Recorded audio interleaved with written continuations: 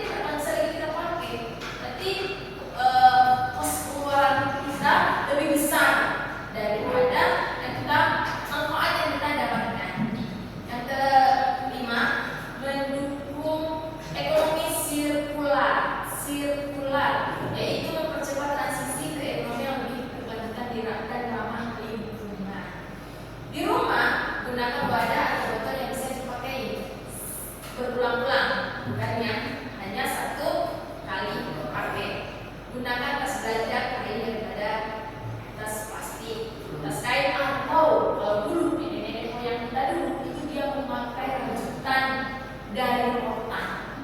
Rajutan dari rotan itu belanja ke pasar. Apa namanya? Rantang keranjang itu. Iya, itu kalau orang-orang kita dahulu. Atau dia bisa pakai dari daur ulang plastik. Dari daur ulang plastik itu dipakainya, dijadikannya rajutan. Itu yang namanya rajutan plastik. Nah, itu bisa digunakan. Kalau dulu nenek moyang kita banyak menggunakan itu karena rotan itu amat sangat mudah dicari dulu. Kalau sekarang kan lahannya saja sudah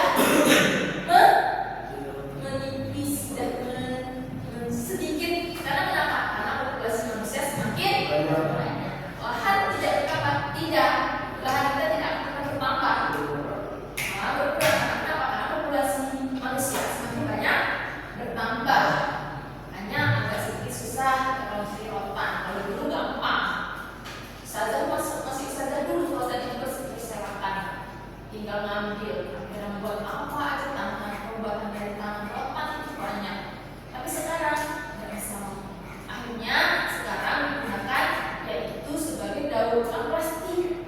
Makanya yang ada daur plastik tali yang kayak plastiknya apa sih namanya itu? Tali plastik yang keras itu nggak bisa dirajut dijadikan sangke atau keranjang. Tuh ya sangke keranjang. Kalau di sekolah mengurangi penggunaan kertas. Nah sekarang contohnya apa? Mengurangi kertas terhadap kita, yaitu kita sudah pakai elektronik yang berbentuk CDT.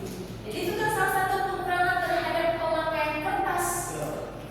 Karena kenapa? Karena kita tahu kertas itu juga bisa membuat sampah yang tidak digunakan. Tapi sebenarnya bisa didaur ulang. Tapi kan takut kalau seandainya menumpuk kita kertas terus sehingga menumpuk. Ya kalau menumpuk akhirnya banyaklah yang terbuang daripada yang termanfaatkan, yang terpakai. Menggunakan mug atau gelas pribadi daripada gelas sekali pakai. Nah contohnya yang ada di depan anak-anak saya itu hanya bisa untuk sekali pakai, ya. Satu kali pakai, nggak bisa berkali-kali pakai. Karena dia hanya untuk dipakai sudah habis, kita boleh membuangnya. Karena tidak bisa kita simpan kembali. Itu dia, itu salah satunya. Yang kedua, ketiga menyediakan tempat sampah terpisah untuk sampah daur ulang dan sampah organik. Sampah daur ulang maksudnya sampah yang plastik atau sampah yang bisa digunakan kembali setelah lakukan daur ulang. Kalau sampah seperti daun-daunan atau makanan lebih itu pada satu tempat tersendiri, jadi dipisahkan. Supaya apa? Supaya pemanfaatannya tercapai, pemanfaatannya bisa dimanfaatkan sebaik-baiknya. Tuh, mengenal jenis sampah organik, sampah anorganik. Organik itu sisa makanan, rumput dan daun sayur-sayuran yang sudah saya sebutkan tadi. Atau anorganik, plastik, logam, kaca, bahan sintetik. Jadi sampah yang dapat didaur ulang, contohnya seperti plastik, kertas, tekstil, botol, wadah tempat minum kita ini, ban bekas, itu bisa kita daur ulang. Nah, nanti kita akan membuat suatu contoh dari hasil produk kita daur ulang plastik seperti tempat minum saja. Mau dijadikan apa? Nanti bisa digunakan, bisa menjadikan suatu karya seni, bisa dijadikan itu kembali ke asalnya, nanti bisa dijadikan yang memang bisa dijadikan dari bahan plastik ini. Oke, sampai sini ada yang ditanyakan? Oke, terima kasih. Kita tutup pembahasan kita kali ini. Kesimpulannya bahwa setiap bahan yang bisa kita daur ulang, kita bisa mendaur ulangnya dan penggunaannya harus tepat pada tempat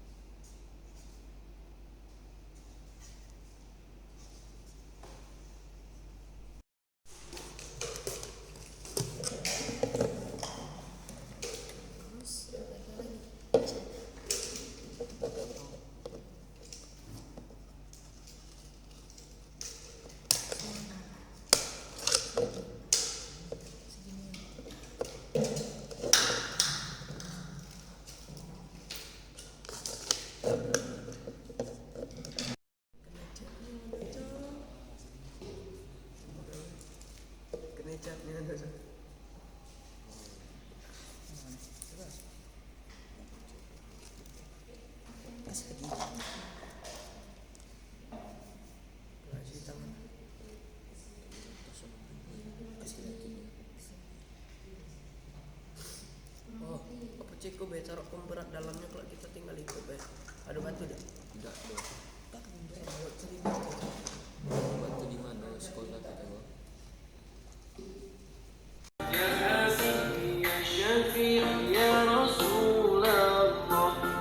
Wah, kelinci.